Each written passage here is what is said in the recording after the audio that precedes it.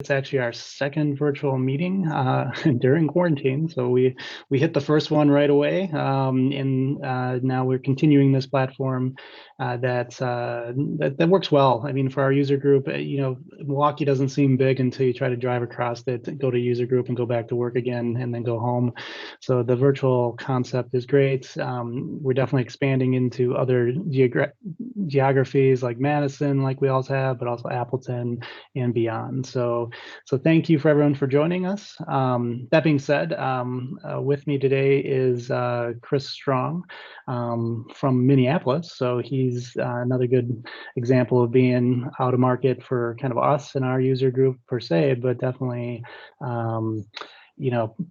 we pull people in really well, really quick. And I come in peace. Yes, he is a little opinionated with sports, but we'll let that go. All right. So from a meeting logistic standpoint, this was up here for a while. There is a new raise your hand feature in Teams, so feel free to use that as we move on. So we would stay on mute if you can. That'll just help with the meeting kind of roll through. Don't use video. That also help with the meeting overall. But we'll start there at the end. If there's open discussion, definitely we'll open that up, video, everything for everyone, but we'll keep going. And then, like I've been doing, just keep an eye out for in chat for different polls. Feel free to use chat to ask questions. As Chris talks, I'll keep an eye out for comments, feedback, and jump in. But let's use the technology, especially raise hand as we got it. Feel free to interrupt us, join in, ask a question. This can be as interactive as possible, kind of in this environment. All right, so that being said, I'm Jonathan Schultz from Obsidian. For those that have not met me, been working with this user group for many years now, almost 7-8 years probably. So happy to bring in Chris today and to talk about secure Microsoft 365, a little bit beyond SharePoint, not just SharePoint, and we'll cover that a little bit. But Chris, why don't you go ahead and introduce yourself? Thanks, John. Yeah, as you mentioned, I'm Chris Strong. I'm based out of Minneapolis, where the headquarters of my company is CrossFuse. Just as a little aside, in case anyone happened to have any involvement in this market, we used to be called Vertiva. We got bought by private capital last spring, so that's when we got merged into becoming CrossFuse. But been doing the Microsoft thing for well over a decade, and former Microsoftie, so don't hold that against me either. But looking forward to meeting with you all today, and yeah, I love the Wisconsin kind of area. Have lots of family out there, so I try to have my connection wherever I can and make it relevant to be here with you guys today. So thanks for letting me join you. Yeah. So yeah, Chris and I have been working for a couple of years now together in different ways, and so what we're going to cover today is something I've been able to see Chris do in before. They've kind of got this 2-day crash course going all through Microsoft 365, a lot with the enterprise mobility suite, security, all of that. And as I kind of attend and watch Chris in action, I really thought there's a lot of this that's good to pull into kind of this SharePoint space. We at times our roles may not be everything related to security beyond SharePoint, but these are great things to know about in many ways. And it's been a long time since we've had kind of a deep dive into security options, and that world keeps changing every week with Microsoft. So Chris has done this a lot and knows the stuff and covers more than just SharePoint. So that being said, so being a SharePoint guy and an app dev guy, I'm like, who cares, right? So, it's that general infrastructure app dev type of conflict that is natural in an environment. But do we really care? Is this boring? I've been through a lot of boring security conversations before, that's for sure. Chris does a good job, but for you guys, we were thinking, you're a SharePoint specialist, an admin, a developer, end user, power user, whatever. Why should you really care about this? Isn't that someone else's job? And in some cases, it is. But We're going to talk about it this way today. So, why are some of the reasons you're going to need to know? First is you need your own admin access, and we'll talk through kind of the options with that, making sure people understand that.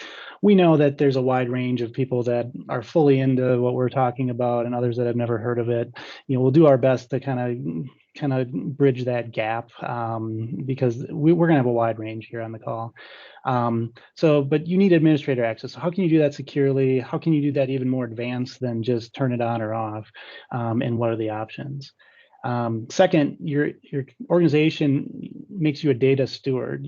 People put that information into SharePoint in your environment, and we've got you guys mostly secure, and two people that don't feel secure at all about undesired sharing, distribution, and access. So nobody said yes 100% that they feel great about their data in SharePoint. So we'll look at some ways to protect protect that. There's also some good tools to keep up to date and monitor the system. So the security landscape is constantly changing. Right now, flavor of the day is going to be COVID related and scaring people into clicking this, doing that because of that. That whole ecosystem of security hackers, things like that's ever changing. Microsoft's always defending and adding tools and techniques, and Chris will kind of cover some of that as well. And then ultimately, I mean, it's everyone's responsibility. Just as a user of a system, you too have to care. So hopefully we can hit the mark here. We understand we're going broader than SharePoint in some ways, but trying to keep it kind of back into kind of this group and what we do. So And if I could throw out a little kind of side tangent on that too, John. So the other reason I think it's relevant, beyond just the everyone's responsibility, and I think we can safely make the declaration that we mean everyone in a company, from the mailroom person or the janitor all the way up to the CEO. Everyone has to play a role in the security apparatus and the protection of the company's information. That kind of goes into the idea that sometimes we see companies lose sight of this. So I'm not saying that any of you fall into that camp, but suffice to say, unfortunately, we see it more often than not, which is that ultimately, when we look or peel back the onion as to what malicious activity is ultimately trying to do, it's to get two things: data and admin creds. Everything else is a means to an end to get to that, because those are the two things that ultimately allow them to make money or do significant damage. Infecting a couple of your endpoints, you're going to have a bad day, and IT or security team's going to have to address that. But nobody's really made any money off of that. So they're using that as a staging point to get to deeper levels of the environment, to get to significant quantities of your data, or to get admin rights, which then allows them to get to that data, but also cover their tracks and do a lot of other damage at the same time. That's the pinnacle of what they're ultimately trying to achieve. And so when we look at a security apparatus with inside your organizations, for one, layered security, because there is no magic tool or set of tools, including those today, that are going to stop everything, right? And if you put all your faith in a single edge, you will fail. I mean, you will get breached. It's just a matter of time. And frankly, there's this other kind of philosophy that hopefully some of you have heard before, which is assume breach, right? Because of the fact that no tools are really going to necessarily singularly stop everything, let's take the posture that we are actively under some sort of breach right now. And so it's not a matter of can we stop it all, it's how do we limit the amount of damage that it can cause? How much bleeding can occur before we've found it, addressed it, stopped it from happening again, ideally, or at least put in place enough layers to prevent the amount of inroads they might have to get to that massive quantity of data that they can then ransom back to us or do other nasty stuff with, or get those admin rights. And so in the spirit of all that is where we're trying to go, is put in place enough tools and enough cohesiveness in alignment of your security apparatus and the way that you guys do things, that as SharePoint admins, you guys play a very critical role because of that data factor. That's what everyone's after. That a lot of your companies, I would presume, if the data being stored in SharePoint was part of the stuff that they could get to, there's significant damage that could occur to your company. Or if they ransomware that back to you, that would be a really bad day. Or in some cases, unfortunately, what we find is that's the end of the company. And so you all are very much on the front line of that war, whether you want to be or not. And so it is really relevant to the SharePoint admins, I think, in that way, in that you you hold the crown jewels in some respects for your companies with the data that you are the stewards for, and that you're the admins to make sure that that repository for that data is protected and resilient and able to withstand those kinds of activities that are happening. So a long-winded way to say very relevant to you guys. To agree or disagree is fine, but that's my take on it. Great. So let's jump on in. So again, now with administrator access, and now Chris is going to go through a couple different components of this, some options, some things they've learned over the years, kind of by doing some of this stuff, some best practices, stuff like that. But so really for administrator access, Chris is just going to go over kind of multi-factor authentication, but then some more advanced stuff like PIM and PAM here. So Chris, take it away from here. Thanks, John. So yeah, there's obviously a lot more that could be said around something like Azure AD. And as John noted at the top of this, what you guys are seeing is kind of a little bit of a subset of this larger workshop that I put together a few years ago around Microsoft 365 all up. So there's a couple of things I'll just call out from a UI perspective on these slides that may help you guys. The slides always contain the licensing level associated with what we're talking about. The one truism, for better or for worse, in the Microsoft realm with cloud services is that the licensing can be confusing if you're not immersed in that world a lot.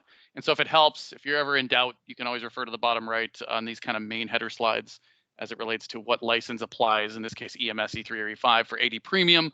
That's not to say you can't have these things as an a la carte, but most commonly, you're going to have access to them through either Microsoft 365 E3 or E5 or EMS E3 and E5. In the AD Premium world, why is that relevant to SharePoint, right? Well, it's that identity factor. And it's becoming almost cliche at this point to say it. It's such a common kind of epithet, but identity is the new firewall, right? So many of your users are, especially these days in the light of the pandemic, accessing things outside of the firewall. I mean, you may have VPN and that sort of thing, and that certainly is a layered firewall kind of traversal path. But at the same time, there's still much greater accessibility to information, particularly in the cloud services like SharePoint and OneDrive and that, that aren't going to necessarily always be able to go through your localized firewall security apparatus or some of the LAN security tools that are in place. So let's let that identity serve as the much more robust, much more practical approach to protecting information and protecting who can get to it under what circumstances. So even if it's a legitimate individual that you want to be able to get to that information, maybe there's different conditions upon which you want to let them get to it. And so it's this carte blanche free pass for somebody that has that's an FTE in the company that just under any circumstance can get to this information. Let's put some granularity to that. And so with Azure AD Premium, which presumably most, if not all of you have in some fashion, I mean, certainly Azure AD and then Premium for usually the majority, carries with it a lot of capability that really, if you haven't done much with, it's definitely worth reevaluation. I mean, there's the foundational stuff that not even just with E3 or E5 that's been moved down the stack even to Azure AD Free with single sign-on and multi-factor authentication, right? So the single sign-on part of it is nice because then you're funneling everything through that single identity. What's the first thing humans do when they're expected to remember 7 different usernames and passwords? They're going to write stuff down. They're going to develop patterns with regards to their passwords and stuff. So it's not even so much a matter of, I need to hack you guys. I just need to hack one of their social media accounts or some other weaker consumer service. And if they're having to write down and remember all these passwords through all these corporate accounts, there's a greater than 0 chance they're going to repeat that same password, if not the exact same password, at least the same pattern associated with that password in their corporate credentials. So I can use that to penetrate, to probe you guys and see through a spray attack or through a brute force password attack what might work. And so that single sign-on bridge consolidates everything through that Active Directory identity. So not only is that user not having to remember 8 different things anymore or whatever, but that identity can be much more protective and can have a lot more security applied to that singular identity, and there's a bunch of other variables to it. So multi-factor authentication obviously is then one of them. And it's pretty well understood, I think, these days what MFA is in principle, right? So something either I know, like a password, something I have, a phone, an RSA token, a YubiKey, whatever, and something I am, my biometrics, like my face or my thumbprint, maybe someday a chip implanted in us. Who knows where that's going? But the point is, we're going to have 2 steps before somebody's going to be allowed to do something, just to double down and make them prove through the multiplicity of variables that they are who they say they are, and that they're a legitimate, authorized individual. That's it's going to be much harder to spoof if they're having to provide those 2 things. And we'll talk a little bit more about that. Part of the Azure AD Premium stack obviously then also has that PIM-PAM stuff, which we'll get into. Another one that I'll just touch on briefly, I find that when I go and do these workshops, it's just very little known about Azure AD Premium is password vaulting. Admittedly, it's E5, so it won't be all of you necessarily that have E5 or Plan 2 of AD Premium. But just kind of a quick aside, as long as I got y'all, is we see a lot of challenges with organizations that not just with breaches, but just carelessness when it comes to companies' social presence. A lot of companies these days have a Facebook account, depending on the company, obviously, or at least an Instagram account or even a LinkedIn account of that company, right? The challenge with some of those platforms is they're not enterprise services. They're consumer services being used by enterprise to have a presence in the public realm. So what is the flaw in that model? Well, the identity side of that. What it very commonly we see is, okay, here's the McDonald's Facebook account, and here's the McDonald's Twitter account, and here's the McDonald's Instagram. The marketing team shares that master password to that account because it's a consumer platform and it doesn't have, all of these fancy enterprise multi-authentication mechanisms or anything like that. And so it's literally something that somebody creates and then they all share. And then if somebody leaves the company, you got to go reset all those passwords again to make sure that the person that just left from marketing doesn't, have the ability to log in. And resetting AD didn't help with that because that's not tied into AD in any way, nor can it be. Well, that's where it kind of changes a little bit with password vaulting. And what you can do with that is essentially make that master credential for those.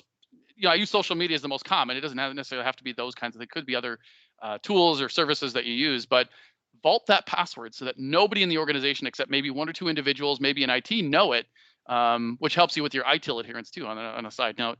But then when marketing or whatever is accessing your Twitter or your Facebook or your company's public profiles like that, they're logging in with their own AD creds. And then they're logging in through Active Directory, the way they log into everything else in an SSO capacity. Then the vault will pass that master cred on their behalf, so they don't actually know it.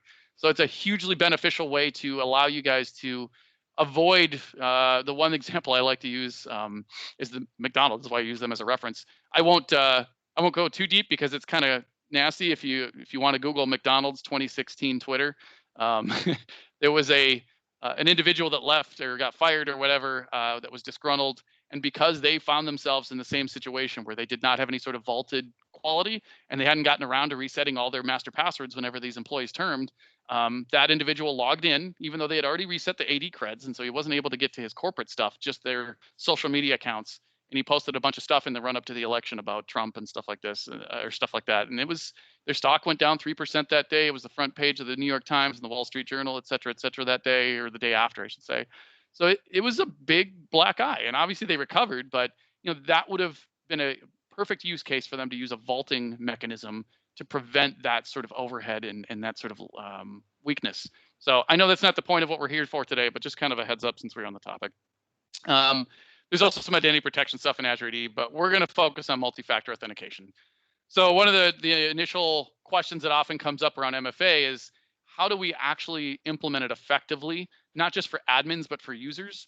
From a portal perspective, it's pretty simple. Like, this multi-factor authentication typically isn't much of a technical hurdle to overcome. I just put together a quick walkthrough. It's literally 2 steps in the portal, right? If you want to do basic global MFA anyway. In this case, I'm using conditional access in Azure Active Directory, which if nobody's familiar, or if anyone's unfamiliar with the Azure AD Azure portal and the AD section, we could certainly pause and get into that deeper. So raise your hand or anything if you have any questions. But in this case, I chose to use conditional access. So I chose my users. I did all employees in this case. Generally, you're going to want to have different policies that apply to different security groups or different OUs. And so generally, you'll have some different options here and probably a few different conditional access policies. Then from there, I picked all apps, so in this case, all cloud apps, but depending on how much you've done single sign-on joins to other SAML compliant apps that are on premises or anywhere else, you could certainly include those in here. Obviously, if you're using ADFS or anything like that, that would be a little bit of a different process. But in general, we're going to basically apply MFA as a rule against all users, against all applications. And then our condition is basically that they have to multi-factor. And then our control is that we're going to grant access to any of these applications for any of these users if they multi-factor. Now, you could require some other stuff if you wanted to, then we'll get more into conditional access shortly. But ultimately, in this case, all we're saying is, no, you just have to multi-factor. And by turning that on, essentially the first time that user tries to log into something, they'll be walked through a setup process so that they can decide what factors they want to be able to use, depending on what you guys as admins have authorized. In the Microsoft realm with Azure AD, there's I want to say it's like 12 or 13 different options for multi-factor. There's the Azure Authenticator app, which we'll show in a moment. There's different, like SMS. There's your text messaging essentially. There's a phone queue, so you can have it call them and read off a robotic passcode that's a one and done that they can use if they don't have any other device or just prefer to have a phone call come to them. The only challenge with that sometimes is that it's a static number. So if they're going to be on different phone numbers all the time, it's not as practical. There's Windows Hello, which is useful in certain cases. It does require specialized hardware if you want to use the facial recognition aspect of Windows Hello, because Windows Hello needs to be able to be a secure mechanism for facial scanning. You can't just use any old webcam, right? It has to have 3 independent lenses in the housing of that webcam, because it's not only just doing the visualization of the face. It's got a infrared sensor so that light, number one, doesn't fool it, but light also doesn't diminish the effectiveness of its ability to evaluate. Because if you think about it, if the shadows are in different places and you're in different scenarios, if it was just a plain old webcam, it would struggle to successful authenticate most of the time. And so that infrared camera allows it to avoid light becoming a challenge with that. And then additionally, it includes a topographical or topological mapping lens so that it can measure the contours of your face, and it does kind of a bit mapping thing. And Apple, I'm sure you've seen some of their demos with Face ID. It's a kind of similar concept, but it's able then to map out the contours of your face so it doesn't get fooled by a picture.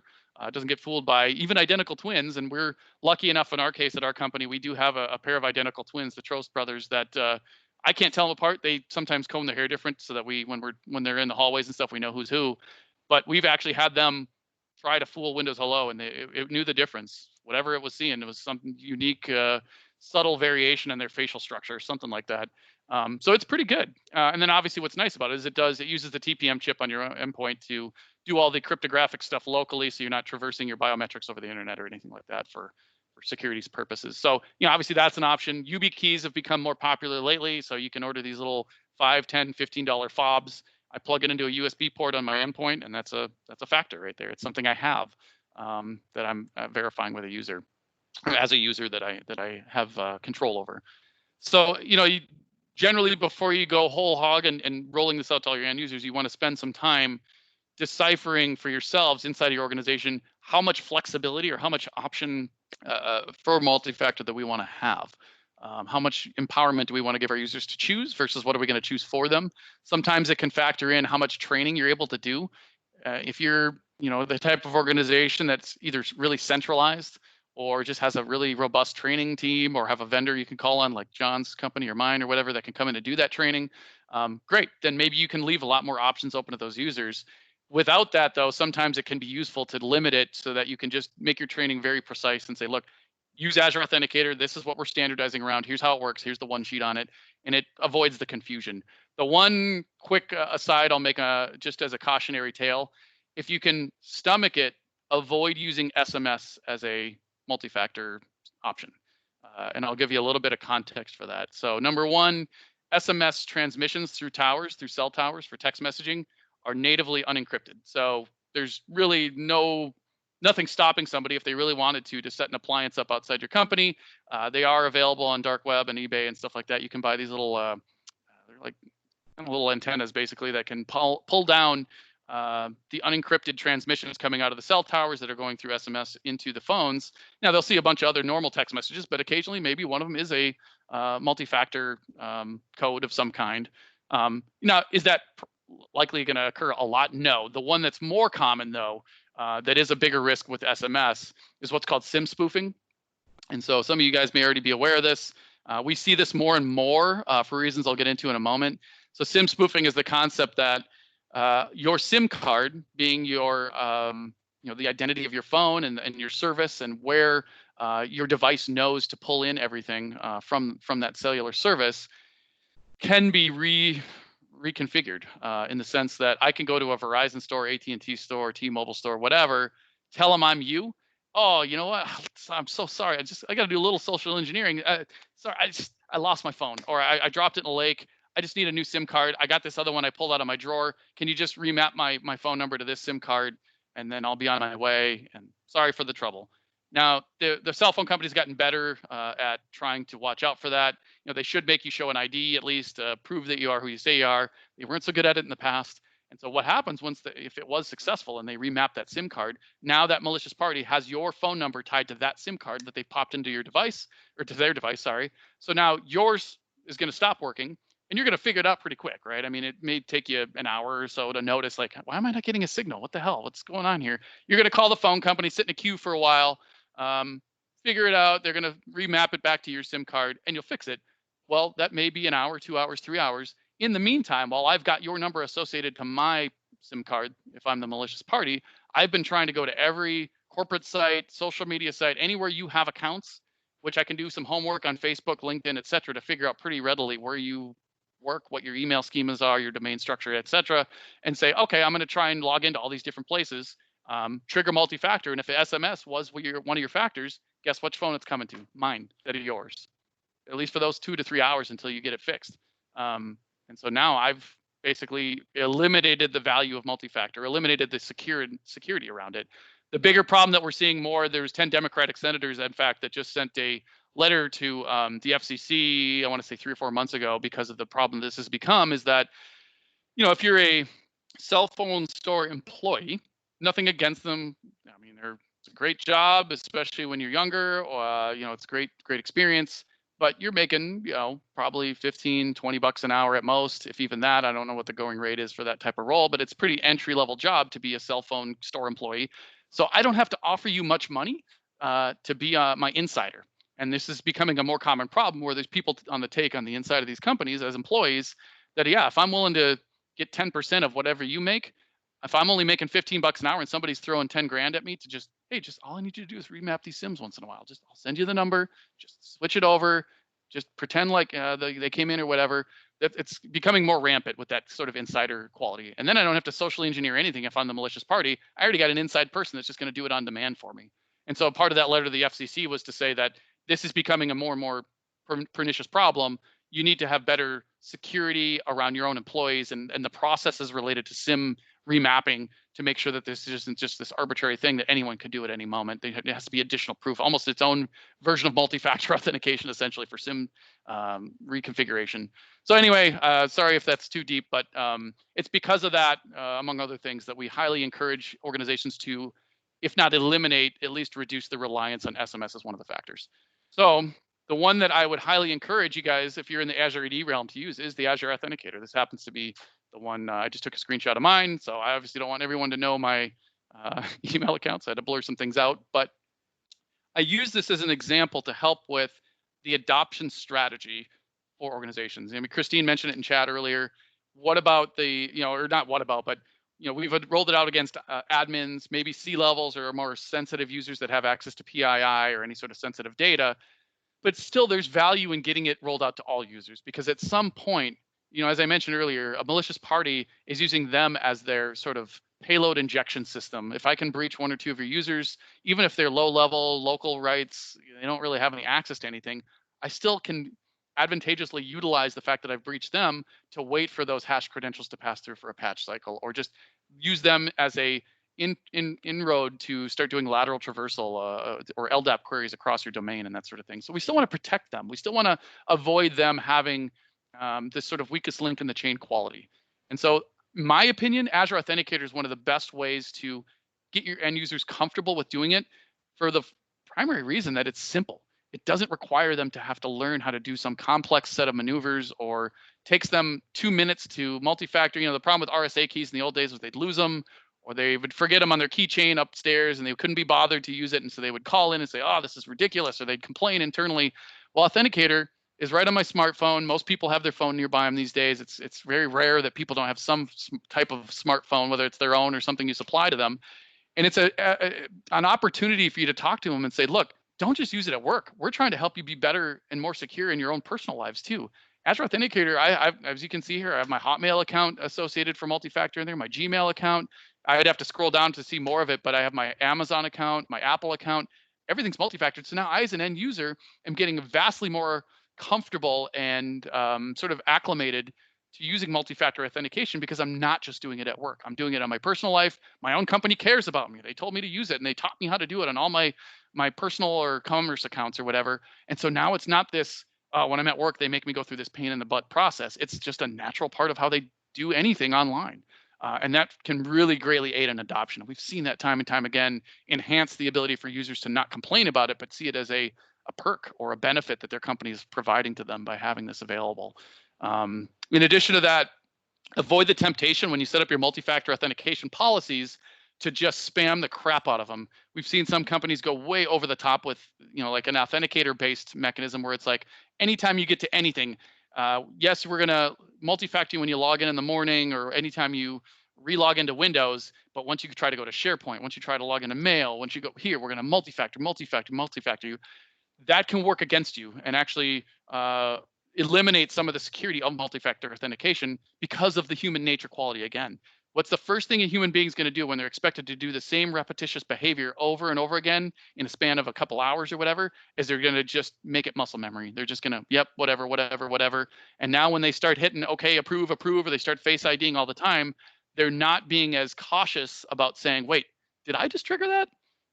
I don't remember logging into anything. Why is this hammer hitting me all of a sudden? When you hit them all the time, they're less likely to have that mental extra second to take to say, wait, did I just do that?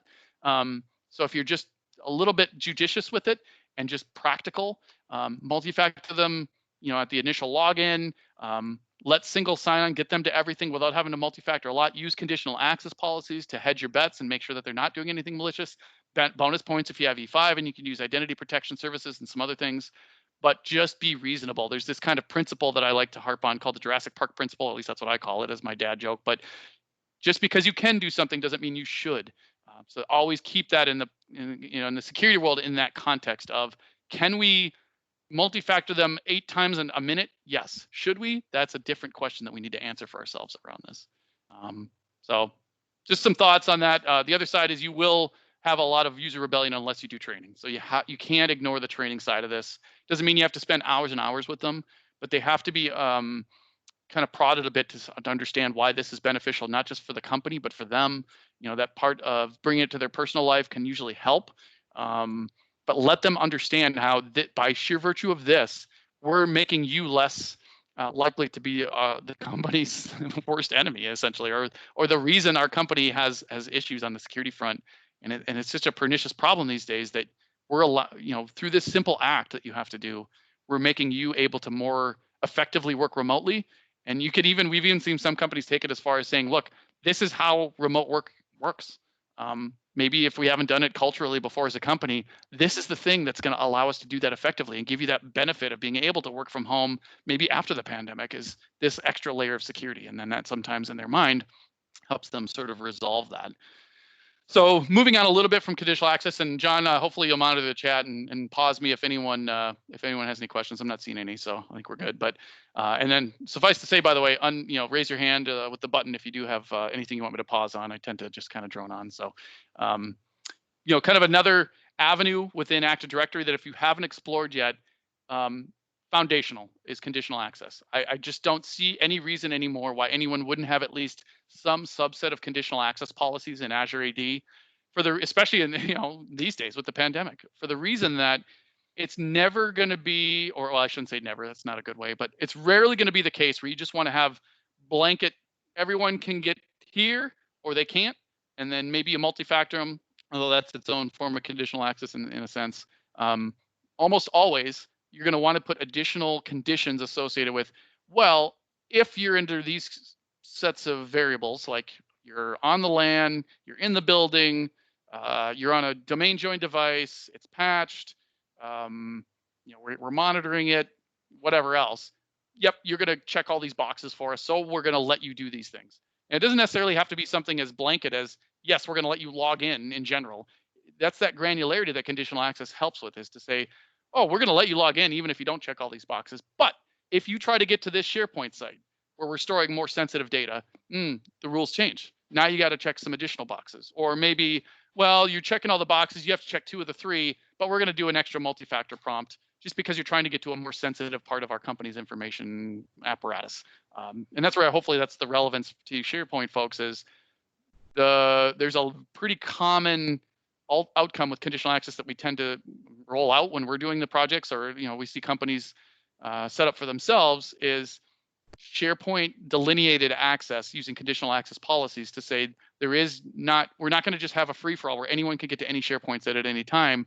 We want to use conditional access to evaluate the state of the individual, their location, who they are, what security groups they belong to, the type of device they're trying to get to it from, all these other conditions, before we'll just necessarily give them access. And even if we do give them access, maybe we put in place multi-factor, some other conditional policy to make sure that we're going to double down, because we're opening the kimono to some more sensitive information, what steps they're going to have to go through to get to it. So use these. They're a native part of Active Directory, at least if you have Plan 1 or Plan 2 of Premium. Another avenue, though, where the Jurassic Park principle will kick in, just because you can do something doesn't mean you should. So with conditional access policies, be mindful that you can create 100 of them, but just like group policy, that can work against you if you're not doing robust documentation to say, here's what this policy is for, here's why we created it, here's what it's doing, but also that you don't run into like recursive or conflicting policies. We've seen that, unfortunately, more often than not, where somebody creates some set of them, and then somebody else as an admin creates a bunch of others that conflict with each other, and then you end up with a loop. It's like, oh, you have to check these boxes. And then somebody else says, oh, you have to check these boxes, but they conflict with each other. And so be careful with that. And if you create 100, just like with group policy, it can get a little bit unwieldy to say, oh, well, okay, this user says they can't get to this thing, or it's not letting them log in or whatever. Well, it could have been this one, it could have been this one, could have been this policy, and we're afraid to turn any one of them off because of the domino effect and all this other stuff. So be judicious, think through your policies, really give them some thought before you turn them on. There's even an audit kind of mode in ID when you build these that says, just tell me what would have happened. So don't actually block the user, just log what the behaviors the users are doing and tell me what would have happened. What would they have triggered these policies or not, so we can get a handle on what, where this would go if we were to actually turn all these on. At the end of the day, though, it's an if-then statement. So any of you guys with a development background, that's going to be pretty common sense. Even those without, it's just when this happens, either allow or do not allow this. Then do something or do not allow something. Condition, control. If it helps to make it relevant to you guys that are in the SharePoint world, here's a policy that literally we built for ourselves. This is a actual kind of click through of our own portal inside of our company that I thought was a useful one to share with the SharePoint group, because it's, and John, if you wouldn't mind moving your mouse a little bit, it's blocking part of it. But this one is specific to OneDrive, which, as we all know, is essentially SharePoint under the hood, where for the pandemic, we wanted to harden ourselves a bit more. So we said, well, when we kind of scatter to the wind, now that we're not going to have any employees working in the office for the foreseeable future, we're going to put some additional controls around who can get to OneDrive. We're kind of struggling a little bit with users that were logging in from their kids' iPads for school or using their home PCs. And because we were starting to store, we work with some government organizations and some healthcare organizations. We wanted to take an extra measure of security around data access, having to go through specific device profiles and users and stuff like that. And so this case, from a conditional access perspective, we're setting our users in groups. So who does this apply to?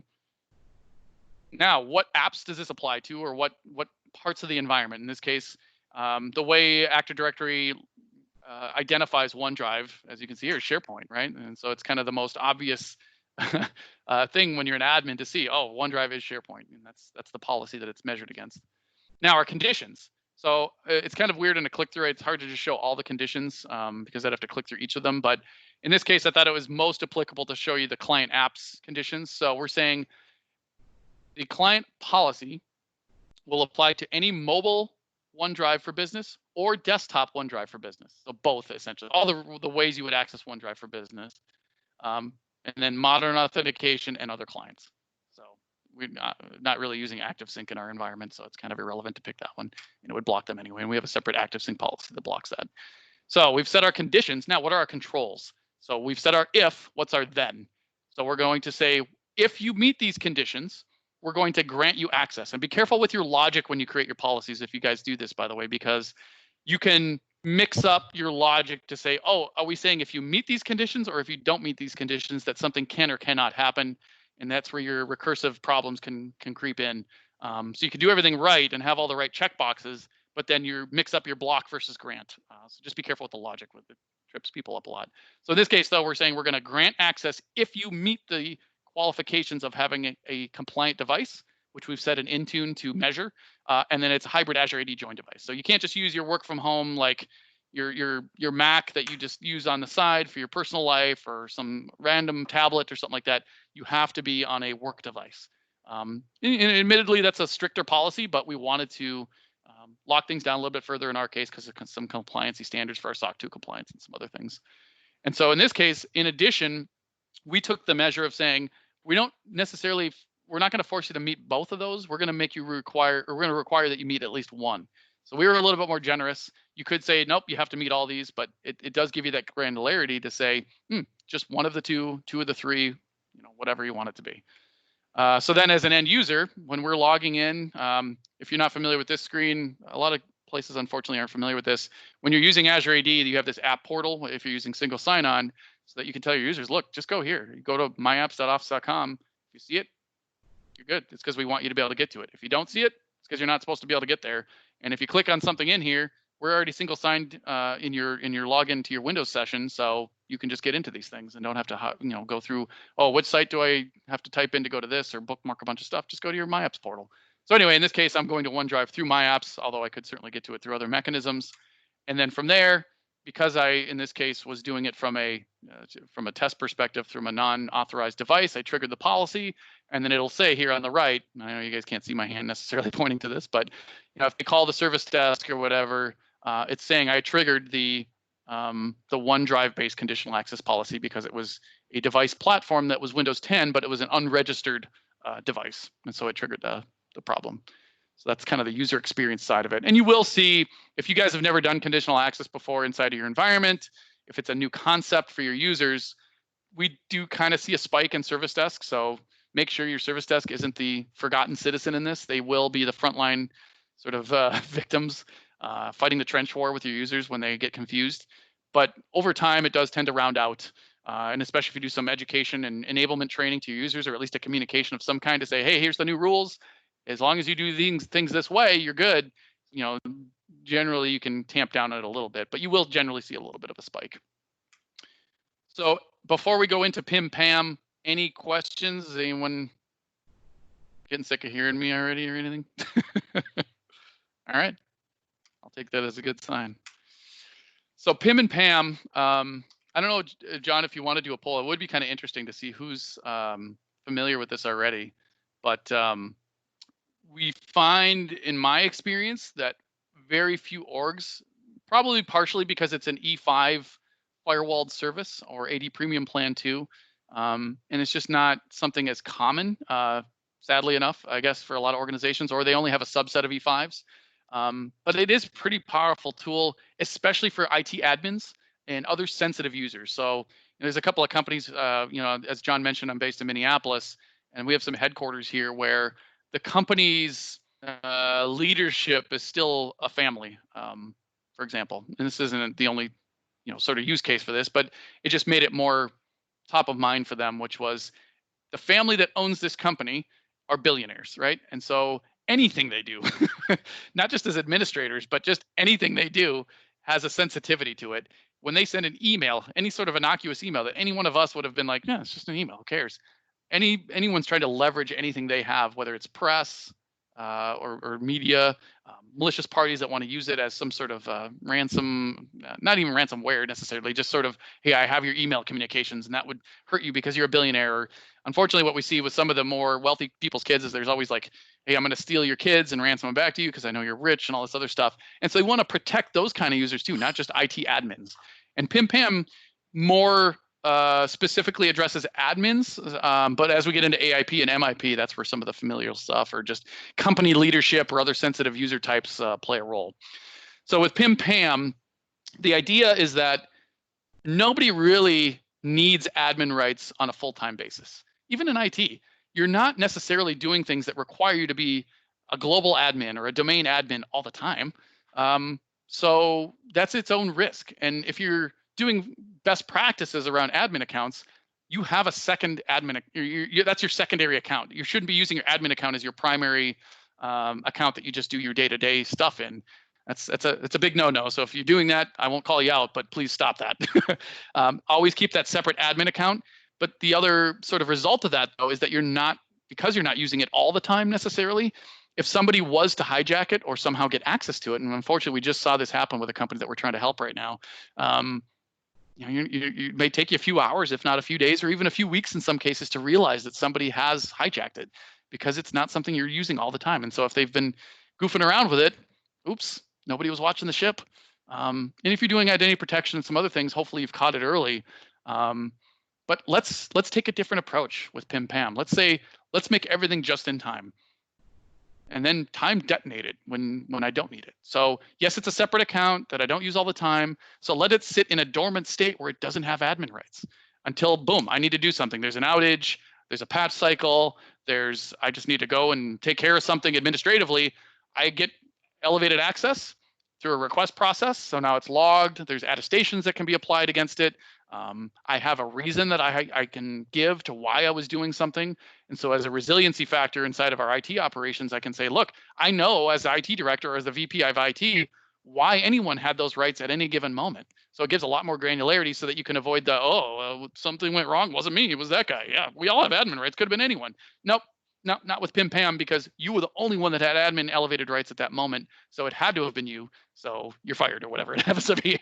Hopefully it doesn't come to that. But it's that idea that just-in-time rights are going to be a much more secure, but also much more practical way to live so that you don't just have kind of this sprawl with admin accounts. And it's less of a problem these days. But when I was at Microsoft back in the Premier days, in that Premier side of the business, we used to do these health checks all the time. We'd go in and just unpack AD with these organizations, and they'd have 50, 60 bigger companies that have hundreds of Active Directory admin accounts with global admin. Half of them employees that didn't even work there anymore. They hadn't been there in 5 years, just nobody was cleaning it up. And talk about your biggest risk factor if those accounts were compromised, because literally nobody's ever logging into them. So somebody that hijacked one of those, nobody's watching that ship. So clean those up, number one, and don't have these dormant accounts. But even beyond that, if you use PIM and PAM, you've significantly enhanced the ability to make sure that those admin accounts are less susceptible to exposure, but especially to any sort of malicious activity if they were to be compromised. So that's kind of the high level, but let's talk about the interface. What we're doing essentially, as I mentioned, is pre-authorizing rights. So for you guys that are admins, it would say, look, at any given time, what type of administrative rights can you have through role-based access controls? Because it's not always all or nothing. It's not just, hey, I'm either a global admin or I'm nothing. And maybe I sometimes just need security level administrative rights, or just, if you have like a finance team that just wants finance admin, or sometimes HR for various circumstances needs admin rights to do certain specific tasks. Sometimes they would fall into this. But you assign per individual what type of rights could they ever have at any point, and then give them that capacity to be able to ask for it. There's a wizard in here that makes it really easy to set it all up. And then now if I'm somebody that's been granted the ability to ever have those admin rights, I'll get an email that says, hey, you're in the club, you get to do this. And you should be familiar with the admin portal at that point because you know how to use it. You can go in, say, oh, I need rights right now. Pick which one you want, activate, and then kick off a process whereby it asks you to fill in some information. And this is that logging and attestation factor that I tend to be a big fan of. You can decide whether you want to make these mandatory or not, but if you're using an ITSM tool like a ServiceNow, a Remedy, Trackit, whatever, make them give a ticket number. What are you doing in admin rights or with admin rights that's not against, from an ITIL perspective at least, an incident, a request, a change? It should be an action against something. I shouldn't just arbitrarily be able to say, I just feel like I need admin rights right now. So now we've had more process brought to it. Obviously the ticket system could be whatever you guys want. It's usually free text. Make them give a reason. Sometimes we don't see that mandatory because the ticket number sometimes is self-evident at that point what the reason was, but or that's where the notes would be logged. But if you want to, at least can give that, and then they have to set some finite amount of time that those rights need to be active.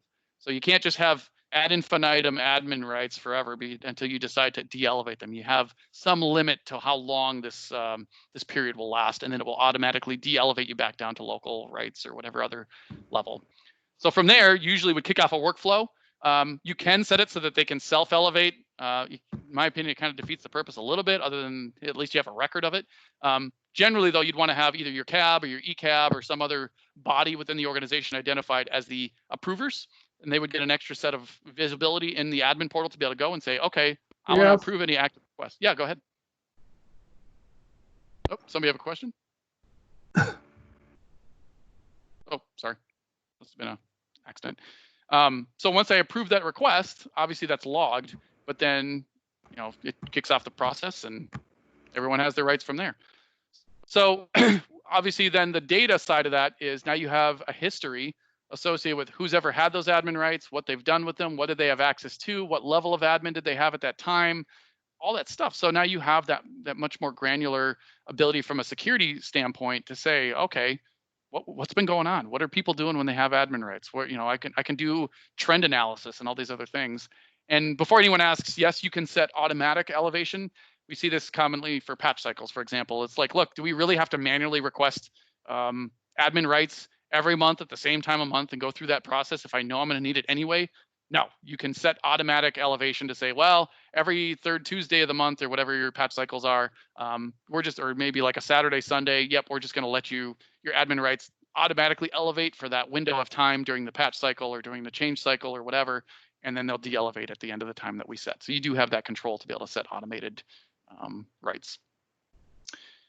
But yeah, that's PIM PAM in a nutshell. Like I said, it's very seldomly do I find that most people are familiar with it, but it is tending to be a hinge point that we're seeing where at least IT admins are being, you know, that's where that ID Premium Plan 2 is being added to make sure that it can facilitate that because it is such a pernicious problem. Yeah, so thank you, Chris. And then, yeah, just from the licensing perspective, that's the other side of that one, right? So it's E5 then, or an add-on to like an E3, and those E's in your the E's in your slide deck. That's also EMS E3, right, and E5, correct? Mm-hmm. For most of the stuff, yeah. So for us in the SharePoint world, if it's just an Office 365 E3, that you'd still need EMS kind of included with all of that. All right, so yeah, so we'll just kind of keep going. So that in the next section here, again, another reason, you know, this security is important for us as SharePoint folks is you're the steward of that data. And what we're going to talk about next is I'll talk a little bit about the Azure Information Protection side of things, data loss prevention policies, things like that. And then Chris is going to jump back in and hit some of the new stuff that's out there and coming from the Microsoft world, which is Microsoft 365 Information Protection. And then, you know, just another angle on it, which is mobile application management, and making sure people understand, you know, that's an option, not just mobile device management, but just how to protect the data itself in the application. So that being said, should be able to go. All right, so Azure Information Protection. So this is where it's going to show up. We can create sensitivity labels, sensitivity types. This is also where Microsoft has a bunch of sensitivity types pre-built. So a sensitivity type might be, you know, a credit card number pattern or a social security number pattern, or those similar concepts in other places in the world, right? So for a lot of us, we may be kind of US focused, and others, if you have global companies as well, and, you know, different identifiers across the world can follow different patterns. That being said, you can also build these sensitivity types on your own using different criteria, and we'll show some other examples that are out there. The good news is you can do this in a lot of different ways. You can build it so you can just educate your user base to say, hey, this has sensitive, we think this has sensitive information in it. So you may want to do this, that, or the other thing with it and not do something with it. Or you can fully protect it and say you will not be able to email it, send it, screenshot it, whatever. It needs to be encrypted. You know, a lot of these controls you can build. You know, as you can make it, let people tag it themselves and declare what it is, or you can have the system kind of tell them what it is. And then you can also, after you have these policies in place, there's also kind of a scanner that can be run across your environment too. So say when we've all been in Office 365 SharePoint for a while, and now it's like, now I've got to add this, and now I want to make sure I tag everything properly. You know, there's scanners and stuff that you can do. Most of this is, you know, the Microsoft Office products, Word, PowerPoint, Excel, but there's also like PDF options as well. So to keep it rolling here, clicks. All right, so here's a visual on it. So say you've got this Word document, and in this case, you've got the sensitivity. This is kind of an older screenshot, but you can kind of have this sensitivity label across the top. You've defined in your organization, you know, what are your classifications for sensitivity and things like that. So that's harder than it sounds for any of you that have been on that board committee in the past. You know, this is definitely, you know, it's up for a lot of debate. You know, general practice, you know, you keep it simple as much as you can, and then extend it from there. But in this case, we're letting the user initiate this tagging. So in this case, I'm going to tag it as a secret finance type of information content. And then inside of the policy, you know, it's also saying, well, once it's tagged that way, put this watermark behind the scenes as well. So along with like encrypting it or preventing it from being sent, you can also put these watermarks on the documents. And again, just really helps educate and makes people better stewards of their own information overall. So in this case, that's kind of jumping through that hoop. Keeping going here. So now we're going to create a different, we're going to talk through kind of this different policy. So in this case, now we're like, we have this secret project, or, you know, this confidential project. It's a merger acquisition, something like that, that you really can't be commonplace inside your organization or even inside or outside of your organization. So anything that mentions this Mark 8 project, you know, we want to, you know, be tagged as sensitive and do something with it. So in this case, you know, as this kind of clicks out Mark 8 project, that's going to really start to, it's going to say, hey, you know what, because of that, it's going to be tagged as a confidential project and marked with restricted access. So I'm going to jump over to a screen share real quick because I've got this kind of running in my environment as well. Teams, lots of hovering.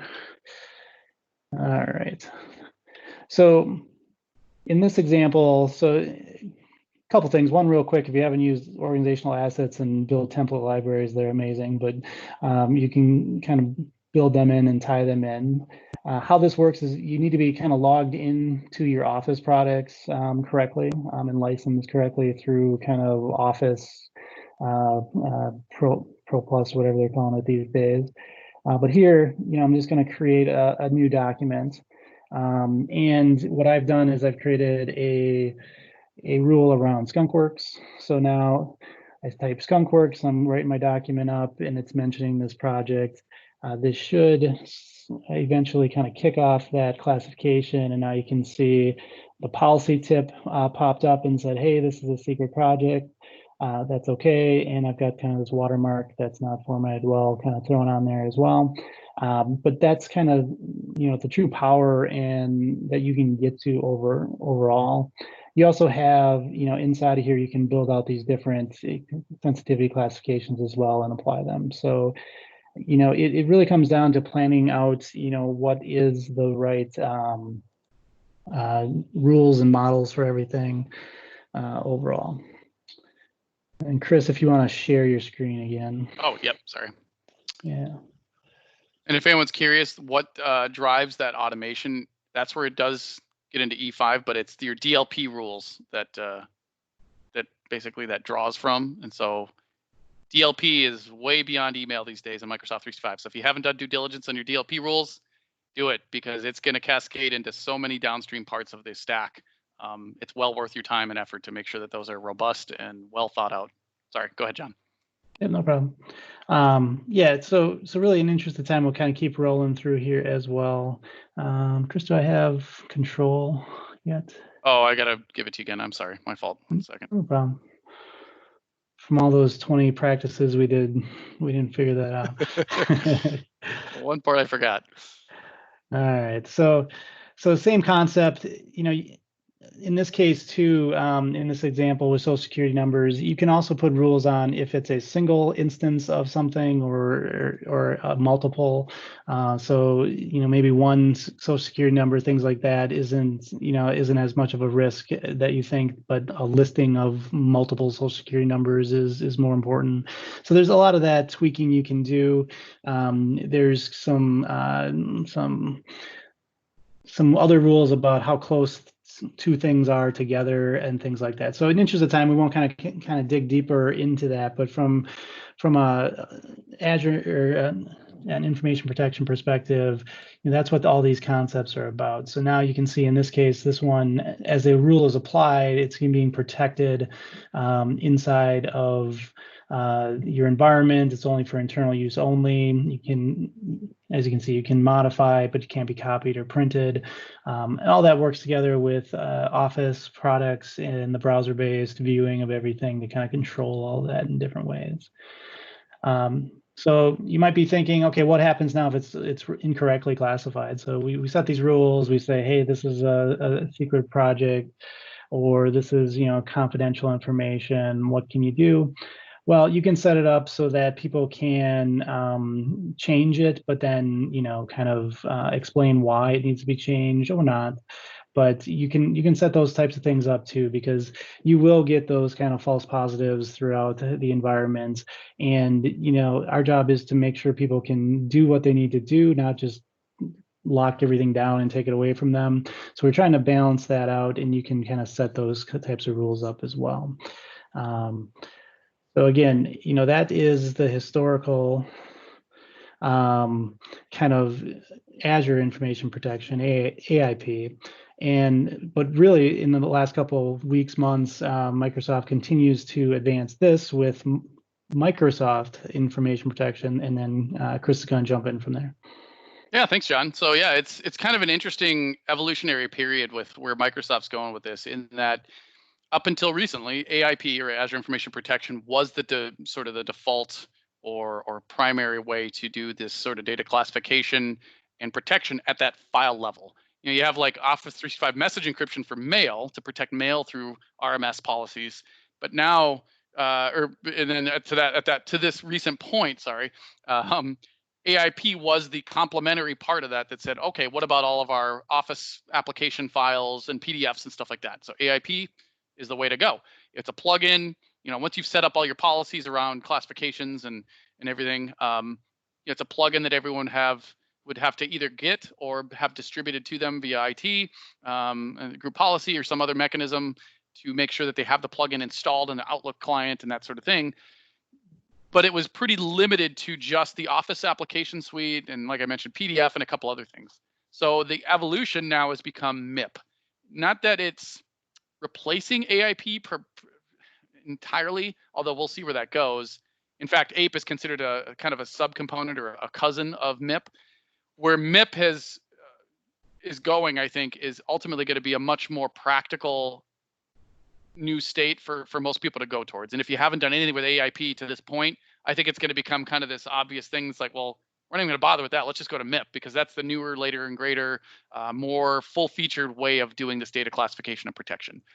In the sense that, as you see from the bottom of my notes here, there's an SDK now that allows it to be compatible across Windows, Linux, Mac OS, Android. So any of these platforms that your users may be encountering, it's a lot more agnostic.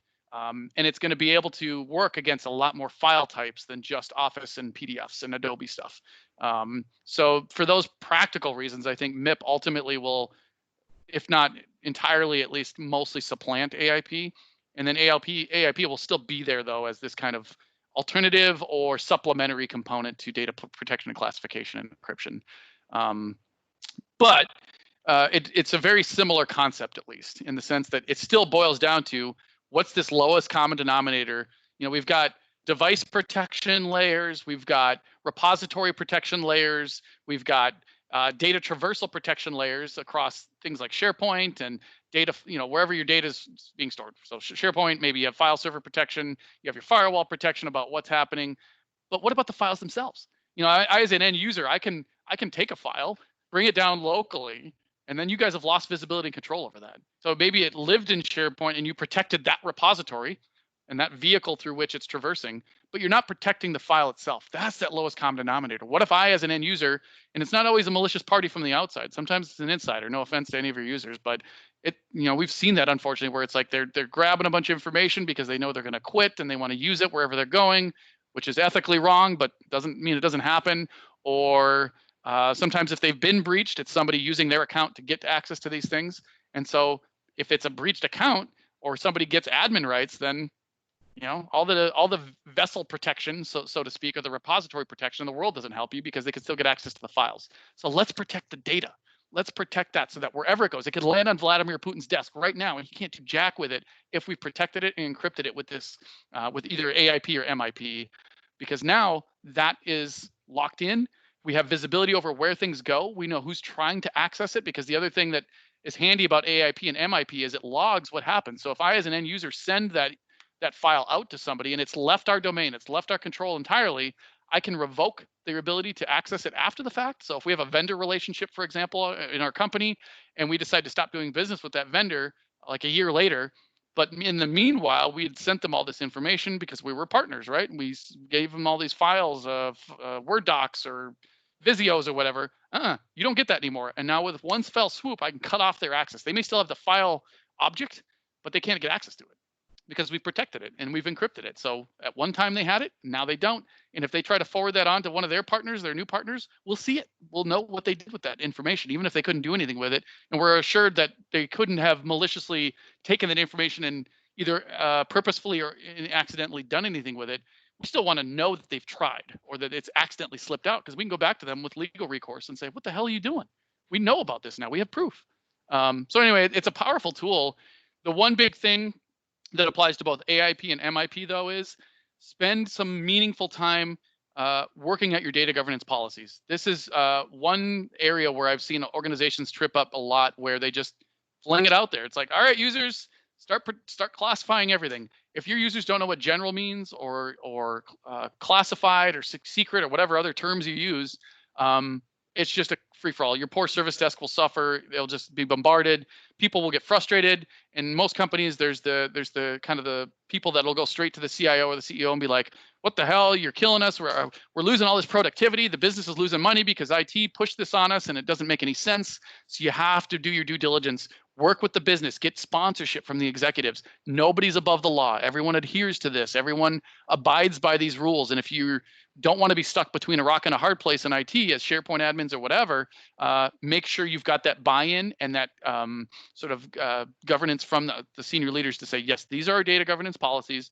We're applying those policies via AIP and MIP and probably DLP and other things, and OME for that matter.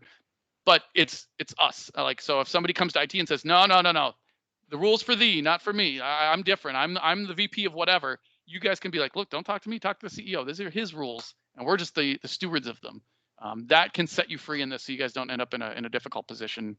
And I feel for IT in that, because you guys will get caught up in that otherwise, even as a SharePoint admin, because a lot of times you can set up rules that say, hey, this is a unclassified document. Maybe it's just general, unless it gets dropped into this SharePoint repository. And now, because it went here in this sensitive site collection, now it adopts a secret classification or something. And so you guys can still have a role to play in that as admins on the SharePoint side. With this little time though, just to kind of round it out. So MIP is kind of the newer version of that. It brings to bear a little bit more advanced backend stuff in the way that it leverages DLP than AIP ever did, and some additional dashboarding that I think will also be a catalyst that drives MIP over AIP. There's this analytics dashboard that's allowing you guys as admins to see, okay, who's labeling what in what way, where is all this stuff going? Are we sending it out so much all over the place? Who's accessing it after the fact? Who's revoking stuff? So it's going to give you a lot of granular visibility over just where's information going. You'll be surprised, I think, because most companies have had that level of visibility over their data. They know where it ended up at one point, but they lose sight of it if somebody takes it and sends it off in an email or sends it, on a thumb drive or a OneDrive share. Now you're going to have visibility over that, and it can be very revealing about which users, which departments, or just in general where all this data goes. And so this dashboard helps you kind of get a handle on that and have kind of bird's eye view of it, and then can drill into it from there. There's some additional stuff with Explorer View, so you can do all these unified analytics. It can help you evolve your policies, basically, in the sense that what you start out with your data governance policies may be over the top or underwhelming, or whatever you want to call it, under practical or whatever. So use these analytics to say, oh, maybe there's some tweaking we need to do to our policies, or maybe we need to do some more training because our users are misclassifying things or whatever. And keep in mind, there's always this, there is an AIP plan 1 and 2 and a MIP plan 1 and plan 2. It's essentially, how much do you want your users to be empowered to choose the right classification for whoever's creating that file, versus we're going to use DLP, and DLP is going to evaluate the contents of every file and decide whether the user cares, has any control over it or not. No, this is classified this because I see this type of information in there. So that's the E3 versus E5 variation on this. How much do you want your users to be empowered to choose versus letting the AI choose for them? And it will learn. That's the other thing, is there's trainable classifiers if you guys end up with E5 in any capacity, that they have some out-of-the-box ones like resume, source code, offensive language. It will evaluate the contents of not just email, but also all the files themselves to say, hey, is somebody throwing around some resume files, or maybe we put a different level of protection on those types of files because of PII that might be included in them, or just wanting to be good stewards of people that are applying to our company. Source code, why is somebody emailing this file that contains source code outside of our company? That's usually not a good idea. So it's going to give you that visibility because it's evaluating the contents of every file wherever it goes. And so it's really helpful for that. There's also some additional kind of cool stuff, just like with OME, which is the message encryption functionality in Exchange Online, with APE and MIP. If I try to find sneaky ways as an end user to do something that you don't want me to do with this, like share it on a Teams video conference, for example, I don't have time to demonstrate it, but if I try to pull up one of our secret documents or an email that's marked secret, and I tried to share it on this video conference, it would literally black out my screen. Or if I tried to use the snipping tool on Windows or Mac, it would literally gray that out and make me unable to even do that. So all I'm left with really is take my phone out and take a picture of the screen. I would argue if you get a picture of somebody's file from their laptop or something, report them. That's an obvious workaround that they're attempting that was clearly not intended by the party that controls that information. So it's smart. I mean, it knows what's happening and where this stuff's going. And then of course you guys have those dashboards to prove out where those are. Now, the other side of this is it's a learning engine that they've built into this. So not only is it going to have the out-of-the-box stuff or anything you tell it to look for, but it's going to evaluate the contents of files over time and say, hey, this looks like a common structure to the data that you have in these types of files. Let's help you build policies around that. So you guys don't have to try and kind of put your finger in the air and decide, oh, I think we should build a policy around this, or I think we should look for these parameters. Maybe you haven't figured it out yet. So now this will learn and make those suggestions and make it a little easier as admins to classify things without needing to necessarily get to very specific stuff. The only other thing I'll put out there is the other reason I think MIP will ultimately overtake APE is it's much more natively integrated. So in this screenshot here, you can see this was one I got from Microsoft, admittedly, but that plugin is unnecessary. The Office suite, now called Microsoft 365 Apps for Enterprise, it's no longer called Office, in case anyone wasn't aware of that, has this part of the ribbon now built in. With AIP, it was a plugin you had to install after the fact. With MIP, it's now just a native integration, at least into the M365 Apps for Enterprise / Office suite. But it's then extensible through that SDK into third-party apps and stuff like that. So it's just a lot more sort of magnanimous and more extensible into everything else in a way that AIP just never was, which is another reason why I kind of have taken that position of, look, if you haven't done anything with this yet, you might as well just go with MIP at this point. But you own both, essentially, when you own EMS.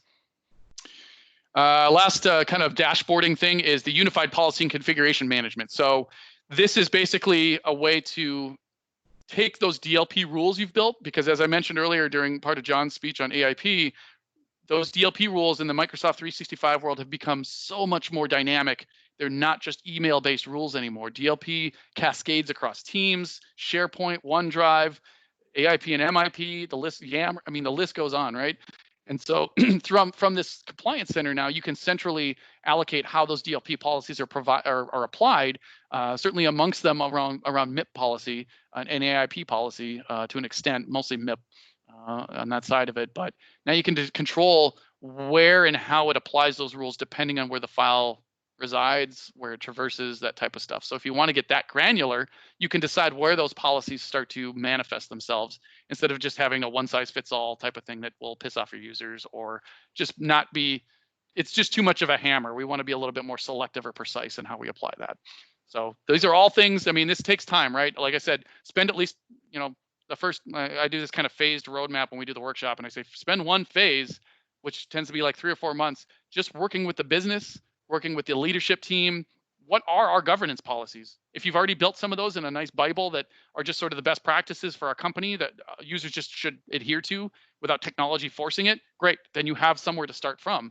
But if not, it's a good opportunity to say, we need to have classification. We need to have an understanding of what data is sensitive, what data is not. Here's a perfect time where we can decipher what those things are and then have a technology to then kind of enforce and apply it. And actually not just rely on the best goodwill of our users that they'll just magically do that stuff. So it's a good chance to do it, but you have to put in the time. And by the way, the other side of it too, training, and communication. Every time I've seen this fail is when IT just pushes it out. Oh, users will just figure it out. Or we sent them a one sheet. They just need to read that. Nobody will read it. They need to be given the proper care and understanding to say, hey, there's this new UI piece to all of your Office files. There's this new UI piece to email. There's this new UI piece to Adobe or whatever else you apply that SDK against. These are what these things mean. Yes, you can put tooltips in them and that helps, but they need to understand this is why you should do these things. This is what these circumstances apply to these different classifications. Give them the benefit of the doubt that they're not going to understand if you want this thing to have legs and last and it coexist gracefully inside the environment. It's extremely advantageous and valuable as a tool over data governance protection, but your users still need to be able to grasp and comprehend it, especially if you're like a manufacturer, not to call you guys out for those manufacturing IT admins, but the user profiles there tend to be less, I'm trying to be careful because I don't want to be too paint with a broad brush or too generic, but they may need a little extra care and feeding to understand some of these concepts or principles. And so it takes time, right? You can't skip that step if you want to be successful with this. And then if it helps, just some key benefits of MIP over APE. It's not to say, again, that APE is irrelevant any longer or it doesn't have its place, just that MIP's the newer, fancier version of that. And so it tends to be where everyone's going. So the built-in labeling, that sort of natively integrated aspect and its ability to cascade across more than, into like Power BI and some of those other things make it a little bit more advantageous to have a more universal application of it. The fact that it's unified from an admin portal perspective and all those dashboards, that learning engine, and now granted that's E5, so that only applies to you guys that either have E5 or are willing to go there, but that's a pretty big game changer that AIP didn't have. And that machine learning aspect, it's a little bit more user-friendly because it's natively integrated, but also it has some co-authoring capabilities that we didn't have a chance to get into that are just from a user experience perspective a little bit more useful because now it doesn't block them. AIP, sometimes we'd see some challenges where one user, if it's marked secret and it may be secret HR only, so that file can only be viewed by HR and C-levels or something like that.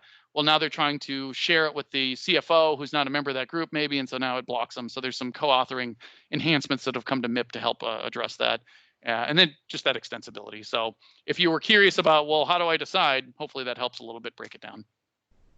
And then how much time do we have left, John, just to make sure I'm a good steward of this? Probably go quick through this one and then we'll start to wrap it up, even though we got a few topics to go. So I keep going fast. Okay. So I'm gonna make a quick choice here before we move on. By the way, does anyone have any questions about MIP or APE? So John, you asked a question about screen scraping. Absolutely. As you noted, we kind of answered that. Yep, it'll account for that. Any other questions anyone has or anything like that? All good. Cool.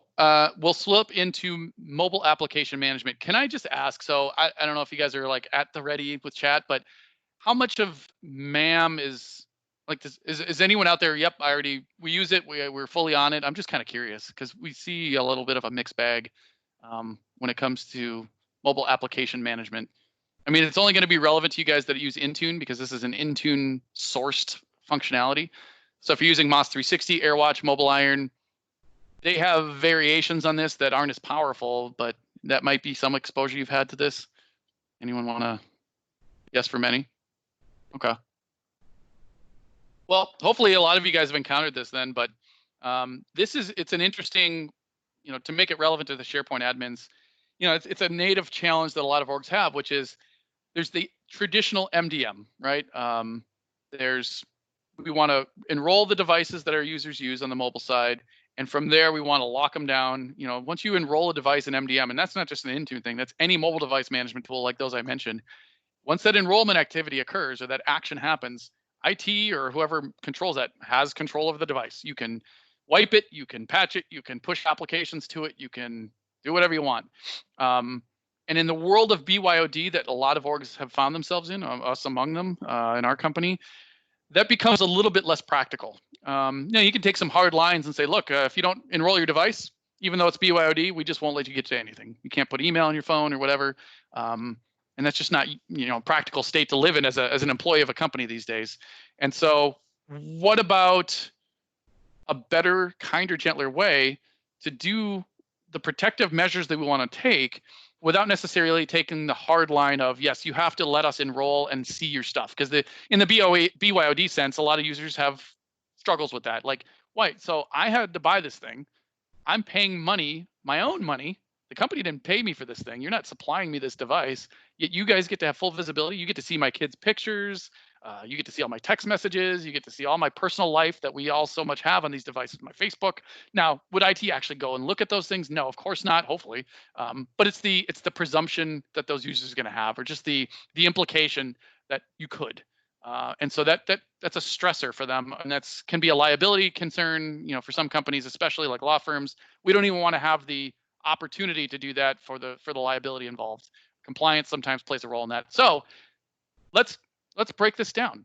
Just like we were saying with MIP and AIP, what's the lowest common denominator? The data. That's what we're protecting. So let's protect just the data, and not just the data in general, but just our company's data. So let users do whatever they want on these devices. It's your device, user. Do whatever the hell you want. We don't care what you're doing on here. All we care about is what you're doing with our information. That's the only thing we're trying to protect at the end of the day.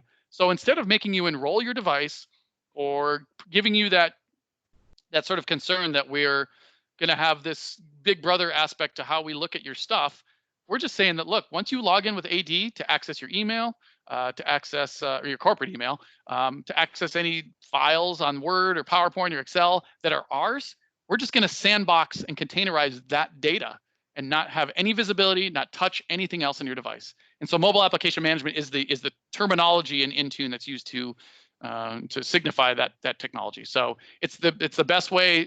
Frankly, it's the most predominant way that we're seeing most organizations go, including ourselves, because MDM is just not necessary. We don't need to get that heavy with it. We just need to protect our information. So what does that actually look like? It's all well and good to talk about it. So this one I like to give a real world example. And this is accessible via E3 or E5 for what it's worth. This isn't a E5 firewall type of technology with MAM.